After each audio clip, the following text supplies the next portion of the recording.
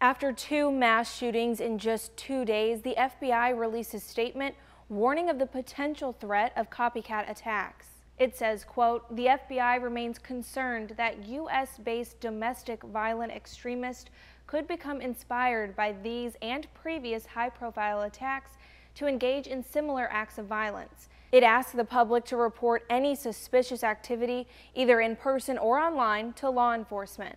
The Secret Service National Threat Assessment Center released its annual report on public mass attacks in July. It found commonalities between many attackers, including their motives. Some were motivated by a grievance, 2/3 had mental health challenges, and nearly all experienced significant stressors in their lives.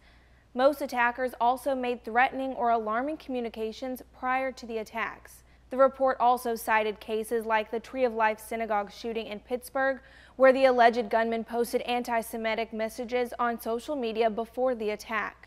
After two attacks took place within 13 hours of each other in El Paso, Texas and Dayton, Ohio, FBI Director Christopher Wray has ordered senior FBI officials to put together a new threat assessment report focusing specifically on mass shootings.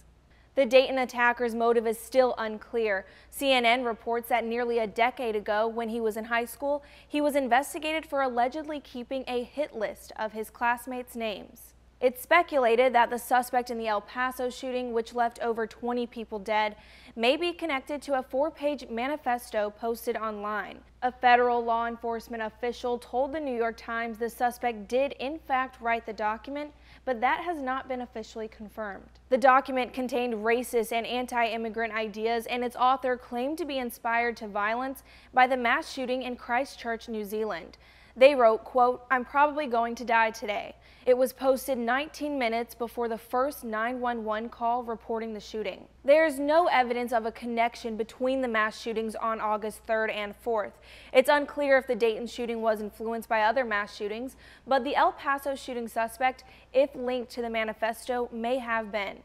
A New York Times study about white supremacist attacks found there are often links between attackers across the globe. J.M. Berger is the author of the book Extremism and a research fellow with VoxPol, a European academic initiative to study online extremism. He's studied the links between mass shooters. Speaking to the Times, he specifically noted attacks in Canada and Norway were found to have inspired the Christchurch shooting, and the Canadian attacker in turn had read extensively about the deadly shooting at a black church in South Carolina. Berger said, quote, "This is a particularly strong wave, and I think it's being fueled by a lot of political developments and also by the sort of connective tissue that you get from the internet that wasn't there before. That's really making it easier for groups to be influenced and to coordinate, or not necessarily coordinate, but synchronize over large geographical distances." Wray said he has been in contact with President Trump and Attorney General William Barr about the two recent shootings.